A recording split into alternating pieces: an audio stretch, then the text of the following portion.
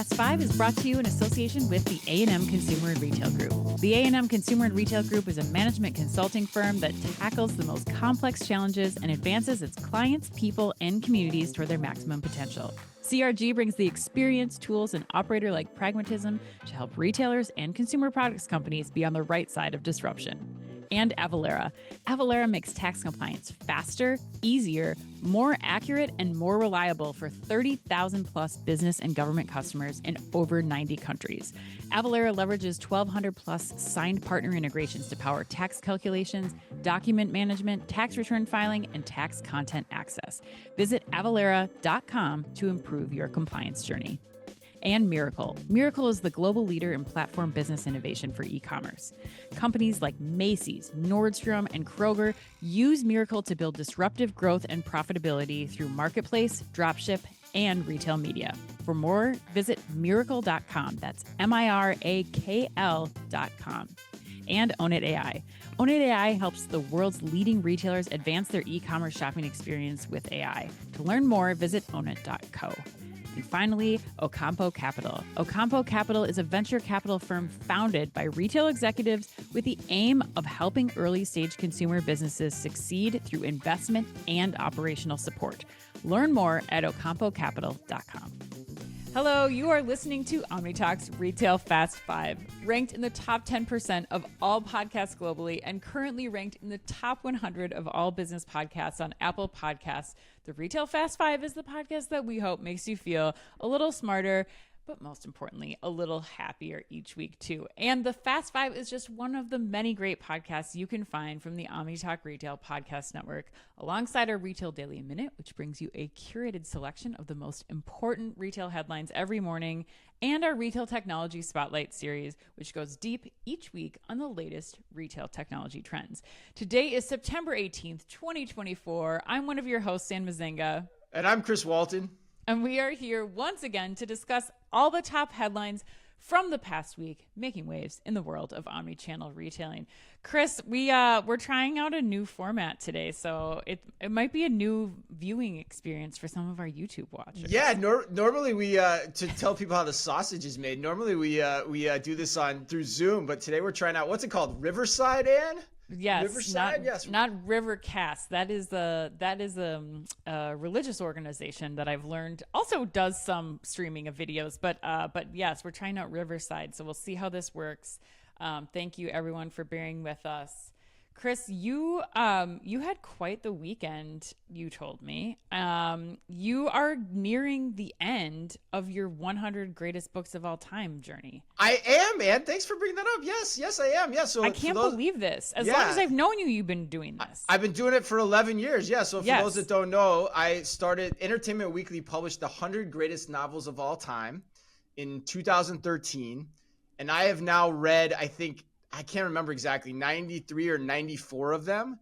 And I'm on the 94th or 95th one. And it's Tom Jones, which is a ribald tale from 1700s in England, Anne, which is quite scandalous, actually. And it's a very fascinating read, very long, very dense, but I'm loving it. And thanks for recognizing that. I'm so close to the finish line, Anne. War and Peace is last. It's a 600 page novel with really small print too.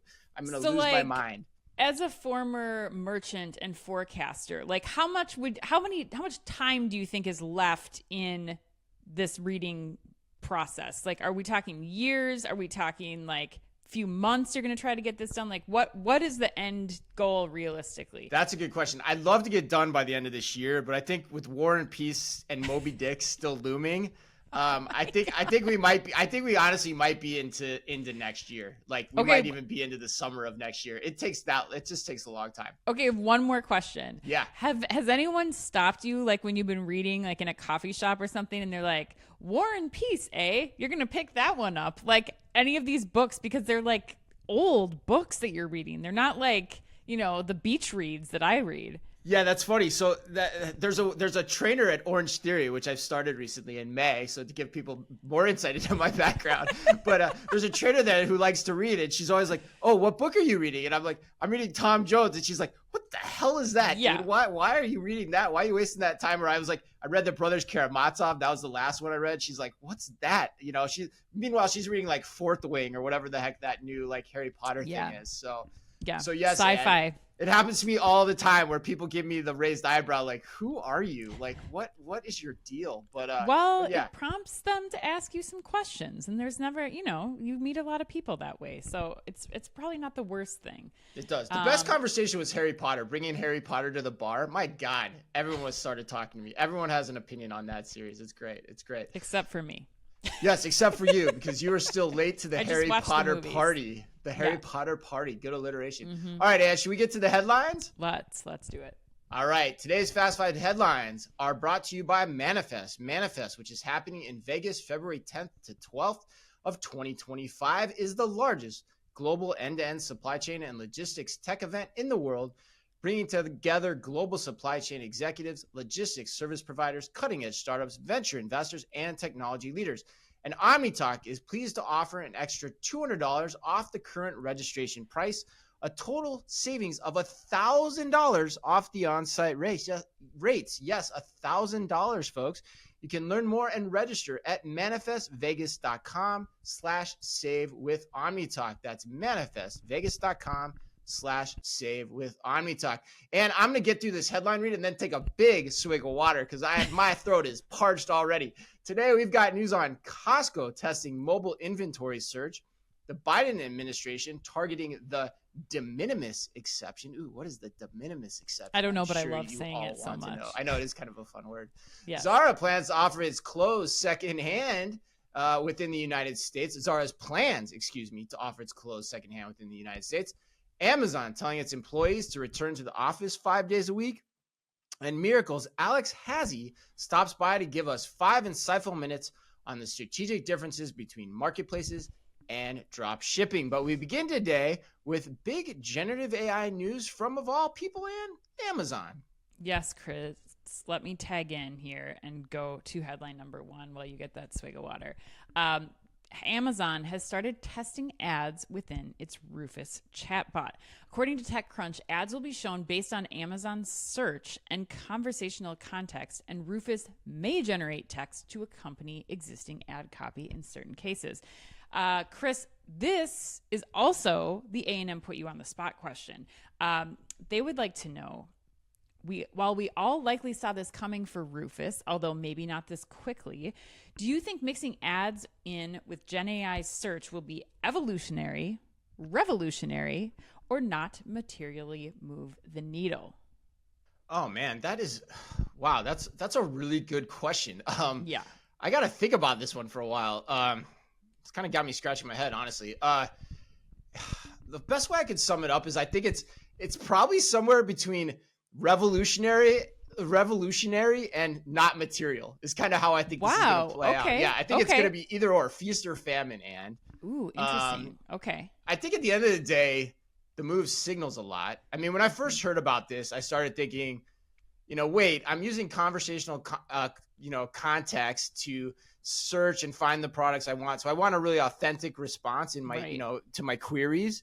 Right. And so like, how does an ad fit into that? But then you said something to me last week that got me thinking about how, subjective product searches really are at the end of the day. It's not an objective thing when we search because the answers can be different for everybody. Mm-hmm. And what could be the right product in one context could be a different product in another context. And so, and particularly when you think about price being involved. So like, I might want that coffee maker this week at this price, but if there's another one available next week at another price, I might want that one. So to me, I think it makes me think that serving up ads inside of a conversational commerce search makes sense, that we're going to see more of it. There's probably pretty high conversion off of it too at the end of the day. Mm-hmm. I think the CPG brands are going to like it a lot and they're going to love it. The other part of this too is Google. Like, it makes me think that Google is particularly strong on this front too, because where they're having those searches, they can pipe in any brand that wants to advertise as well. So can Amazon to a degree, but So for that reason, I think I'm still heading towards the fact that this is a very revolutionary type concept that we're going to start to see more of. If you put a gun in my head, that's where I am today. Yeah, that's kind of, I was actually more along the evolutionary the evolution end of the side. spectrum. You're kind of taking the middle road. I am, because I think that, pragmatist. I like it. We have a really great conversation with Own It that's coming out. So make sure to check that out with Payman and Evan. And during that event and that recording, they really emphasize that this is changing the way that we search for products as consumers. And so I think this is like that evolution of how we conduct searches online for products. And I think, like you said, Chris, like if I can get that product for a better deal in that moment, it's a win all around. So if you can get me on price, you're scouring, all of the internet to figure out what product is best for me based on, the inputs of the product companies, the brands themselves, like we talked about with like brands knowing, what's been returned, what has worked, what have customers liked, what have customers voluntarily left reviews on. Like if you're scouring all that information and you're truly serving me up like the best content, I think it's only natural that now they start to bring, ads into this to further kind of get us over the hurdle of really hitting buy in that scenario. And I think that, where the revolution comes in for me is really thinking about how brands will start to use customer data, past purchase history. They can use AI on that side too to really get to know me better and maybe other things that I might have purchased, so that they can start adding that into the data that they serve up, the types of promotions that they serve up for me.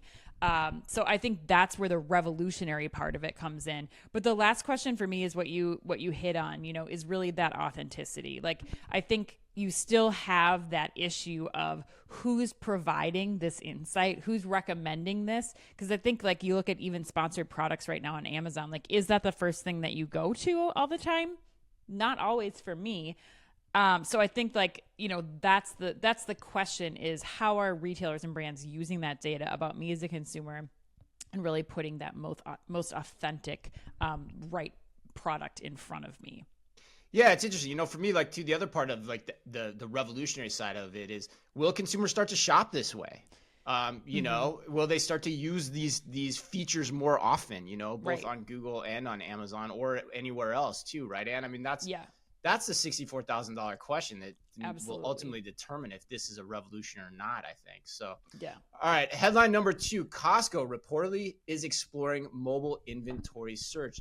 According to Chain Store Age, Costco is beta testing a new tool on its mobile app that lets customers click a, quote, warehouse button located between the account and cart buttons at the bottom of the app to bring up a search bar. The search bar then enables customers to enter the names and or descriptions of items they plan to buy to see if they are in stock at a selected store. And would you recommend that Costco roll out mobile search functionality to all its users chain-wide? I'm really conflicted on this, Chris, because so I did try it last night because it works in our region. And it's really sweet because I shared it with my husband, who's my personal Costco shopper. And his biggest complaint and mine is when, I give him the list, I put it together, and we have a lot of repeat purchases. And when he comes home and he's like, they were out of it, or they don't have it anymore this week. Like they just stopped carrying it all of a sudden. And so like, for example, our liquid IV hydration packets, like there's a specific kind, we get it every week. And the last 2 weeks he's come home. I'm very familiar. Like, you put those in your water every plane trip we take. I do. I like to stay hydrated. But if he can check now, and he's going today, and we were able to see like this morning, yes, they have those, you can pick them up, and that's driving him to go to Costco now because he knows that product is there, and I'm sure he's going to pick up a million other things that we didn't need while he was there. So I think that experience makes this great and will be really good for the consumer. However, I think this is still an issue that we're seeing at a lot of retailers where, consumers are coming in and they can sometimes have a better picture of inventory, or they in one app, they're able to see, yes, I have something. And if you can't pay that off, if you haven't invested in the infrastructure for your store associates to have the same view as your customer has, or for, that data to be accurate, I think this could be a big challenge and could end up disappointing a lot of consumers if they can't get it all talking to each other. So I'm kind of in the middle of this, but where do you fall? You can't. So you can't be in the middle. You can't be in the middle of this way. I'm gonna push you. Which way? You can't decide. You're like Switzerland on this. So net. Did you like the experience or not? Do you think it's a traffic driver to Costco? I think it can be if they have all their ducks in a row, and that's what worries me about it. Is that I think it's very hard to have this data incredibly accurate and up to the minute. This is interesting because I don't think I would recommend that Costco should do this. Okay. And I think there's two reasons. And the first one is less important than the second one. But the first one is that I think this is really hard to do well. I got in a debate with Mike Hogemiller on LinkedIn over the weekend about this because, depending on how many, Costco moves through a ton of units with a ton of people, especially on a weekend. So depending how many people are in Costco, you've got to have great accuracy on your items because you might have all your items sitting in people's carts as they're all waiting in line to check out, and your inventory system thinks those items are in the store. I'm at home. I'm going to plan my Costco trip 3 hours from now. I looked, you said it was there and it's not, and I go to the store and it's not there. So now there's ways mathematically to, mitigate that risk, so to speak. So I think you could potentially figure that out. But the second point that I think is even more concerning to me is something that you kind of alluded to this, which in terms of how your husband shops Costco. Your husband and most Costco shoppers love Costco, right? Yes. You and I don't like shopping there, but the people that like Costco love going there, and they're still going to go there, right? And so I feel like the risk here is that if I'm a Costco shopper and I go online and I see that something I want is not there, then I'm not going to make the trip. You're introducing a reason for me not to make the trip. And so I think at the end of the day, Costco is a different beast than other retailers. And so my big takeaway, is that their omni-channel answers, the omni-channel answers for Costco may be different from others. So this is a capability that lots of retailers have, but I don't know that Costco needs it. Or said another way, if it ain't broke, don't fix it is kind of what I'm saying here. I think that you made some really great points, and I don't disagree with you because I do think in the case of my hydration packets, then I have to go pick them up. Then we're completely aborting that mission. We're going to somewhere else because that's something that I have to get. We will still go to Costco for some other things.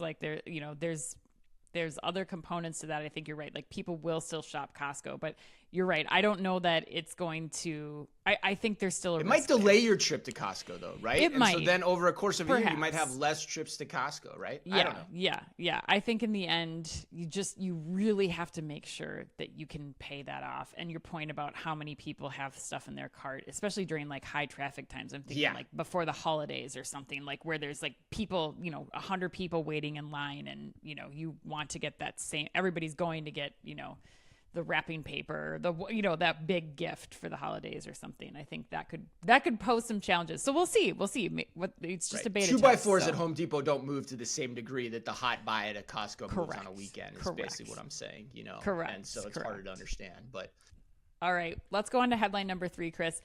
Shipments worth less than $800 from China are no longer eligible for a special U.S. customs exemption. According to Chain Storage, again, the Biden-Harris administration is addressing what it calls the, quote, significant increased abuse, end quote, of an important exception for lower value goods by China-founded e-commerce platforms. In a new executive action, President Biden is making any import shipment subject to U.S. China tariffs ineligible for the de minimis exception. The special exception had eliminated duties and taxes on imported shipments with an aggregate value of less than $800 and also allow them to enter the U.S. while revealing less information about the contents than other imported shipments. Chris, you need to put on your best U.S. Representative hat right now and tell me what you think the long-term ramifications will be from the ending of the de minimis exception. De minimis. Nice Latin pronunciation there too, Anne. I believe that's a Latin word if I'm not mistaken, but I don't know. I would imagine. Who knows? Yeah, I don't know. Trying to figure out words' origins is all Greek to me. But all right, I have no idea, honestly, Anne, to answer your question. I have no idea where this goes in the long run. But God, I love thinking about the possibilities. That's how I'd sum this up. I think short term, I have to think it can't be good news for companies like Temu and Shein, or even Amazon and Walmart, who have taken steps to set up their marketplaces to ship factory to door in a similar fashion to both those companies. So, but then I get to thinking, how does this law morph over time? Will U.S. based importers still get this special exemption if they agree to be held accountable to the liability and safety standards that they have traditionally stood by? Which means that, could Walmart still direct ship from factories as an importer of record with the longer shipping lead time in exchange for a lower price to the end consumer? I think there are a lot of U.S. consumers who would be willing to make that trade-off. They'd be willing to wait for product if they could get it cheaper. So my prediction is that in the short term, it hurts the Chinese-based marketplace manufacturers, but in the long run, we could see the laws adapt to help spur U.S.-based retailers to be more successful and to flex their supply chain power even more. That's my current take.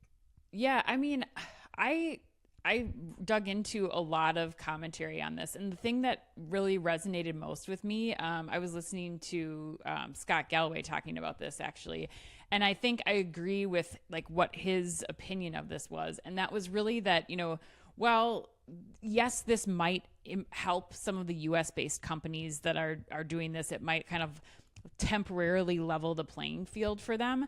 I think that the core of this still, and while U.S. retailers can't rest on their laurels here, is that Temu, yes, and Shein. I can't believe that's the first time we've ever done that. Shein, Shein and Temu, their whole business models are still way more efficient than a lot of the companies getting. We're just getting into the marketplaces, the factory to consumer shipping and all these things here in the US. And I think that you still have to look at, this change isn't going to make this so that Shein, I keep saying Shein and Temu are it's not going to totally disrupt their operations. They're still running more efficiently. They've still heavily invested in technology to make sure that, they're only producing the right amount of quantities, that, their shipping is getting so precise so that they can save money in all of those areas too. So I think it's really a wake up call for the US retailers to be looking at how do we continue to invest in beating them as competitors all around? How do we invest in technology? How do we invest in processes and supply chain to make sure that we can ultimately get into a competitive space with them? I think this de minimis exception going away is not going to be something that makes a long-term impact in the competitive landscape between these U.S. retailers and these retailers from China. So I think it's something that you brought up manifest at the beginning, Chris. I think this is something that I'm excited to hear about at that conference, to hear how that industry, because that's the first time that I recall hearing about the whole concept of factory to consumer shipping. So I'm interested to hear what the perspectives are of those experts here too, and hear what they think the impact is going to be on the industry.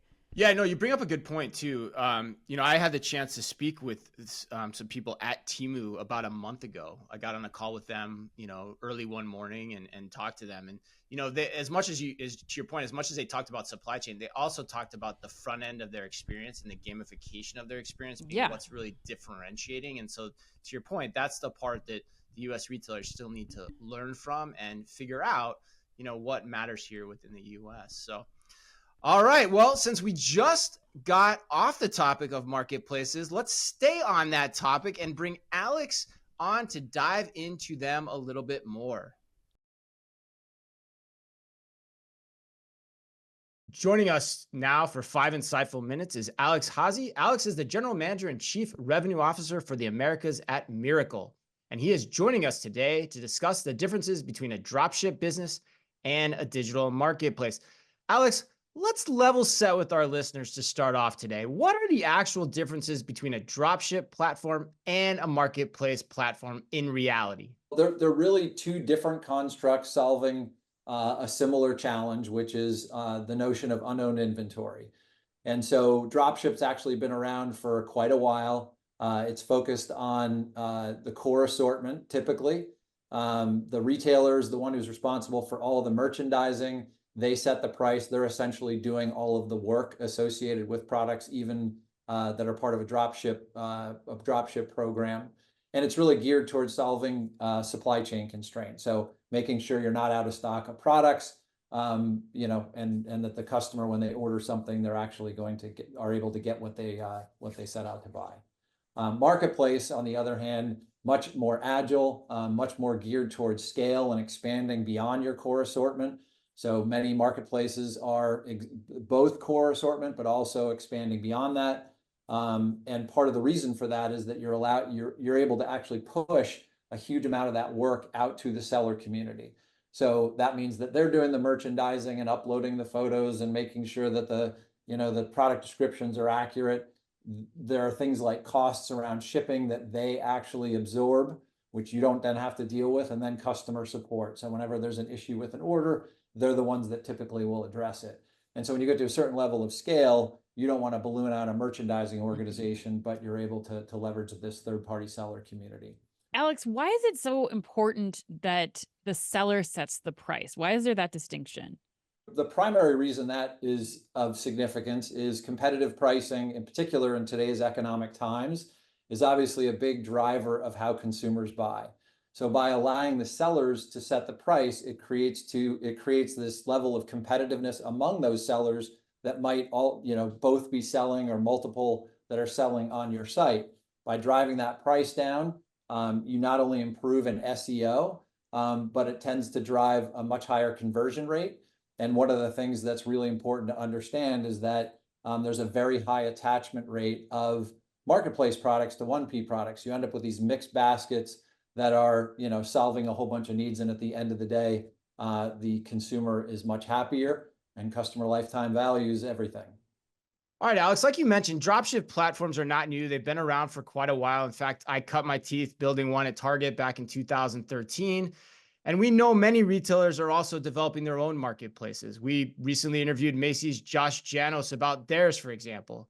So my question to you is this: why should a retailer with a robust dropship platform even consider a marketplace option? Why should they look at doing both? What's the rationale there? If you think about the notion of dropship programs being focused on the core and a desire to try to expand beyond that. So again, you see what consumers want to buy from you, and if you're not delivering that, they're going to go someplace else to buy, frankly, not only what they came to look for, but all the other products and things that they're looking for.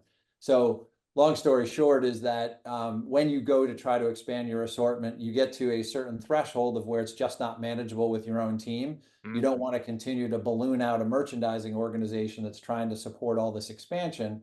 So you start to be able to leverage a seller community that actually, as I said, does a lot of that work. But the way that we view things is they all coexist, and it's a continuum of 1P products, dropship, and marketplace. And we actually see a lot of retailers that actually, as part of their strategy, they will push products from 1P and dropship out to marketplace because it's either more profitable or it's just part of the assortment that they don't want to manage themselves directly. So our view of the world, it's all coming together where the expectation is going to be to manage sellers and vendors on one platform, but to leverage 1P dropship and marketplace. Yeah, you could take the Pepsi challenge between the two options and carry the skew based on which option gives you the best profitability. That's really interesting.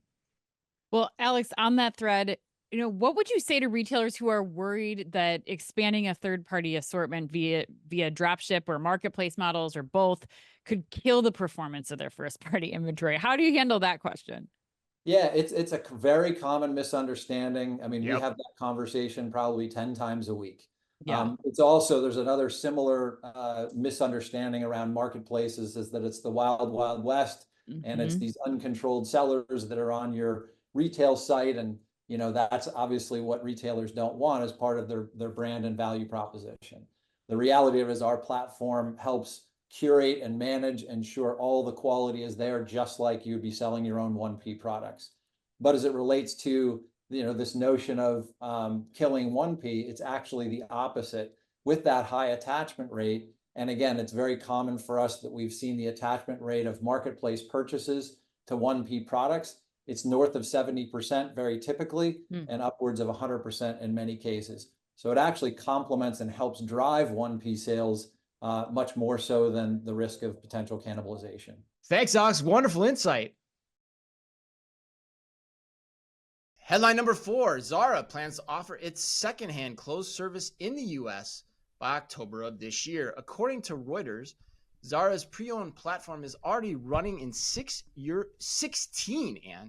Whoa. not 6, 16 European countries after launching in Britain in November of 2022 in Britain. With this customer-to-customer service, Zara customers can resell their Zara garments or buy secondhand items so they last longer and therefore lengthen their useful lives. And the service will be available through Zara's stores, its website, and its app. And yes. Are you buying or selling Zara pre-owned? And more importantly, what is your rubric for how fashion apparel retailers should attack the secondhand market, if at all? I sound like A&M there. You do sound like A&M. I'm buying peer-to-peer resale. Like this, without a doubt for me, if your brand is at all successful on the secondhand market, to me, there's no reason that you shouldn't be getting a piece of that. So you should be involved. I think Zara is a brand that is commonly seen both in like physical store consignment, secondhand consignment stores and online. So I think this only makes sense. The part of it about the like donation and repair part, I'm a little confused unless there's some kind of discount or incentive for the buyers in this case or the customers. That part, I guess I wouldn't focus as much on. I'd just go full in on peer-to-peer. But, I think it's another way to bring people into your brand. It gets them, like there's, I know many cases, a lot of retailers, like what we're seeing with some of the brands that Recurate worked with, they're giving you incentives. So if you sell your product, instead of just taking the cash, you can get 20% off a new product. That cash has a higher value on the brand's website. You're keeping them in your brand website and ecosystem. So I love that part of it. I also think, Chris, that the other thing to keep in mind here is as we talk about how we're searching for products and we bring in things like Google Lens or other ways to shop using visual search, I think this could also be a search play for some of these retailers, because if that, blazer that I see somebody wearing on the street, odds are that may be at a year old or something. And if that still exists in Zara's, secondhand resale site, they show up on that and they capture that image in that site because they probably have the highest quality image of that product versus something that, somebody posts on Poshmark or something. So I think you get people there too. And at the end of the day, it costs Zara so little to make these products that I have to imagine that this investment, which it is an upfront capital investment, will pay off in the long run, and we'll see an increase to traffic and to spend at Zara compared to other retailers. But what are your thoughts here? I think similar to yours. I think the questions I want to ask you a little bit more, just to get your thoughts on, is because you definitely know this subject more than I do. So you're saying that any fashion apparel retailer that whose brands are being resold on all these traditional sites, they should be thinking about this to the same degree that Zara is. And so, without a doubt. So my question though is, as we double click into that, so there's different ways to do that, right? Do you recommend that people own the inventory? Never. Do they? No. So you just you're brokering the transaction, like you're brokering the peer-to-peer transaction, like 100%. We've seen recently a lot of people doing. Okay. Yep. And then do you do this through your own site, or do you do it through like a standalone site, a third-party site? Like, how do you think about that? I think if you can do this within your own site, that's the best way to do it. I mean, by all means, people poke holes in that argument, but I just think that the more you can keep this all happening in one place versus, I forget what we were talking about a couple of weeks ago with Ben Miller on the show, but like it was IKEA resale. Like you have to go to a different site. Yeah. Like that is not the experience that people want. In that case, like you're better off, like now you have to figure out how to drive people to that site versus your own site. But I think, if you can keep this on your own brand site, that is where you win. And then my last question for you, Ann, is like how much does like the authentication of the garments come into play, and how should the retailers think about that? And then what is the customer service point here? Because that's the other thing that concerns me, is that now you're getting into customer service interactions for peer-to-peer interactions that go wrong, which is a different muscle memory to use than, say, your traditional, like, hey, I've got a problem with my Zara garment that I just purchased at the store, I just purchased online. So how do you think about that? I mean, yes, I think that's something that you have to factor in. It's part of the capital. Right? Yeah, it's part of the capital investment. But all in all, I think like for, the peer-to-peer sites run on reviews. They run on like peer reviews and things like that. Like there's so many steps in the process. Yeah. So I think that makes sense. And then the authentication perspective here too. I mean, again, this is where Recurate was so smart. And especially looking at like, I have the record that you purchased this item at my store on this date. We can even use the same images that you put. Right. Like, I think that's like truly a way to make sure that you're successful in this peer-to-peer transaction. It's just, to me, it makes so much sense, and there's money to be had here. And there's no reason that, Poshmark or, any of the other like consignment sites should be making the money off of your brands. Right, which is a great point, because if you think about this the right way, there's a closed loop aspect to this from an authentication perspective if you're doing it through your own website too. That's cool. Yeah. All right, let's go to headline number 5, Chris. Amazon has told employees to return to the office 5 days a week. According to CNBC, Amazon CEO Andy Jassy is instructing corporate staffers to return to the office. Previously, Amazon required employees to be in the office at least 3 days a week. Employees have until January 2nd to start adhering to the policy. In addition, Amazon said that it also plans to simplify its corporate structure by having fewer managers in order to, quote, remove layers and flatten organizations, end quote, Jassy said. Each area within the company will be expected to increase the ratio of individual contributors to managers by at least 15% by the end of the first quarter of 2025. Chris, do you think Amazon's return to office policy will set off a chain reaction of other retailers following Amazon's lead? Oh man, that's a really tough question. Possibly. I mean, there's so many layers to this announcement that the only thing that I'm very clear about, Ann, is who doesn't win? Company morale. Company morale does not win with this announcement in any way, shape, or form. The middle managers at Amazon, they must be quaking in their boots right now. But I think at the end of the day too, like I do step back and say, kudos to Andrew Jassy for making the tough call here. I don't think there's one right answer to this question, but it will force Amazon to do what it needs to do, which is learn how to operate leaner and more efficiently, which historically it's been good at doing. It's always a good skill to practice in the long run when you're running business. It's not always an easy call to make, so that's why I give him credit. But but for that to work, you have to provide the long-term financial reward for those who get on board with coming back to 5 days a week versus the short-term pain of doing it. Now, Amazon's traditionally been able to provide that reward, but I don't know, because the other part that I come back to in this announcement is he talks a lot about being the biggest startup in the world, right? Yeah. But I think this announcement is proof positive that your startup days are over. Like, you've officially reached day 2 with this announcement, which I mean, honestly, it's kind of hubristic to think that you are Amazon and that's never going to happen to you too. Yeah. I mean, it's just natural that's going to happen. And I think this announcement shows that that's the case. You're at that point, Amazon. So, it's a little bit concerning. Whether the retail follows suit, I don't think so. I think every CEO is going to make the decision based on what they think is right. Yeah. I mean, I agree with you, Chris. I think like the whole return to office part was kind of the secondary part of this. For me, the real headline was like how they're minimizing bureaucracy. It was interesting. Yeah. Yeah. So much so that like Jassy has created a bureaucracy mailbox, and like I don't even know what to think about that, because it's like, I mean, I've never worked for Amazon, so maybe Amazon does this better than others, but like, what are the realities of like responding to those bureaucracy emails, and how much is like, I mean, you managed a ton of people, like, what is it just going to be complaints? Like, how much of those are going to be dealt with? Like, no, you're right. I mean, you're talking out of both sides of your mouth. You can't have a bureaucracy mailbox and then call yourself the biggest startup in the world. Like, it just doesn't work. Right. It seems altruistic. But I think the key thing here, though, is, and what Jassy's putting forward, like, one, he's making a plan, and he's saying, like, we need to operate our business as efficiently as possible. We need to be better than, faster than, and more innovative than our competitors. It gets back to what I was saying with the de minimis exception and, U.S. retailers having to be like, how do we really compete?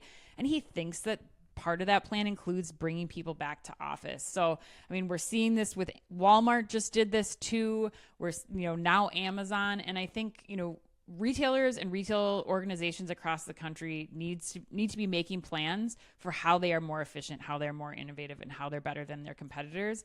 And I think, if I'm a retailer, if I'm working for a retailer and I'm working remote, I think it's time to start seriously thinking about, what are my plans here? What is my future like? Because I think that we're going to see more of this happen. So, yeah, especially if you're a middle manager who, if you're in that middle manager rung and, like to that point, it's a good mechanism to cut your workforce in a lot of ways.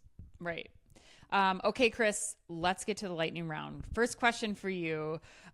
New Starbucks CEO Brian Niccol announced that one of his plans for the future of Starbucks under his leadership is making the store's community gathering spaces once again.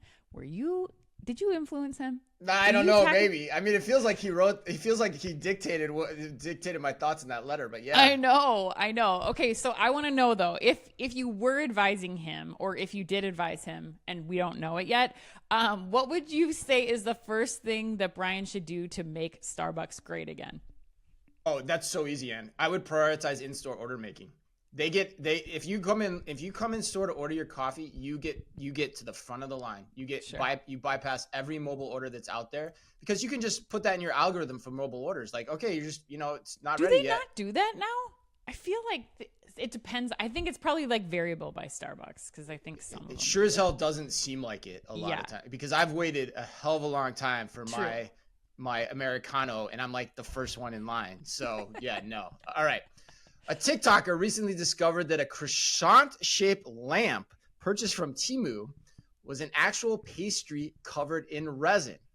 What is the more disturbing part of this story? That A, the TikToker discovered this from a train of ants it found going towards the lamp, or B, that someone wanted a croissant-shaped lamp to begin with? Oh my God, where's the de minimis exception for this? Like, this is proof positive of why. Yeah, how are we shipping products in that are resin covered croissants? Oh God, it's so disgusting. I'm gonna say that the most disturbing part is the train of ants. Like I'm actually like dry heaving as I'm talking right now. It's so disgusting. Oh. Okay, Chris, question number 3. Target announced this week that they plan to hire, I'm still like gagging. Yeah, it is really gross. Like to think that you bought a lamp and then you open it up and there's an actual croissant pastry inside of it. But this is the kind of stuff that, I mean, it's real and you've got to put regulations on this. Like this is why regulations exist, people. Ugh. Okay. So Target announced this week that they plan to hire 100,000 new team members for the holidays. Because of your experience in running Target stores, I want to know what the most difficult part of onboarding 100,000 temporary employees is. I don't know. I mean, I don't know. It's a little bit rinse and repeat. These stories are always interesting when they come out because every year the companies announce the same thing. They're going to hire more people. Yeah, of course you are. It's the holidays, right? So, but I think there's 2 things that come to mind. One, you got to ramp up hiring. So you got to get people into the chairs to be interviewed. Sure. That's never easy. And then the second part is once you get them, you have to train them and they're going to potentially temporarily be there. But oftentimes you can find some good employees too that end up working for you into the next year. So it's a good training ground as well. All right. Last one. And Neiman Marcus. This one's good. Neiman Marcus and Christian Louboutin, hope I said that right, have come together on a collection of on-trend leopard print shoes and bags. What was the last occasion in which you recall wearing leopard print?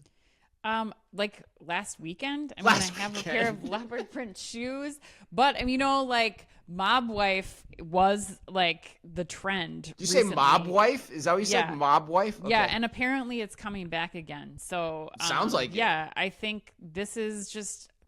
Come on, like leopard print, it's always going to be in fashion in some form or another. Like head to toe leopard print, that's too much. But a little taste is always, I think, a little classy with like the right outfit. So for men and women or just women? I guess I was thinking of women's fashion. I've never worn leopard print. Honestly, I've never ever worn any leopard print. I'm sure some guys have. We need to change that. How do we get that? Maybe like a shoe or something, or like a handbag. We need to get you like a merce that's leopard print, I think. Merce. No, you're not changing my spots for that. And all right, happy birthday today to Jacob Sudeikis, Aisha Taylor, and the man my wife would drive a car over me to be with, James Marsden. And remember, if you can only read or so would Ann. Remember, if you can only read or listen to one retail blog in the business, make it Omni Talk, the only retail media outlet run by two former executives from a current top 10 U.S. retailer. I just don't get James Marsden, Ann. Can you explain him to me? I mean, I don't know that he can be explained, Chris. I just don't know. He just has that je ne sais quoi. All right, our Fast Five podcast is the quickest, fastest rundown of all the week's top news. And our daily newsletter, the Retail Daily Minute, tells you all you need to know each day to stay on top of your game as a retail executive, and also regularly features special content that is exclusive to us and that Ann and I take pride in doing just for you. Thanks as always for listening in. Please remember to like and leave us a review wherever you happen to listen to your podcast or on YouTube. You can follow us today by simply going to youtube.com/OmniTalkRetail. So until next week, on behalf of all of us at Omni Talk Retail, on behalf of Ann and myself, as always, be careful out there.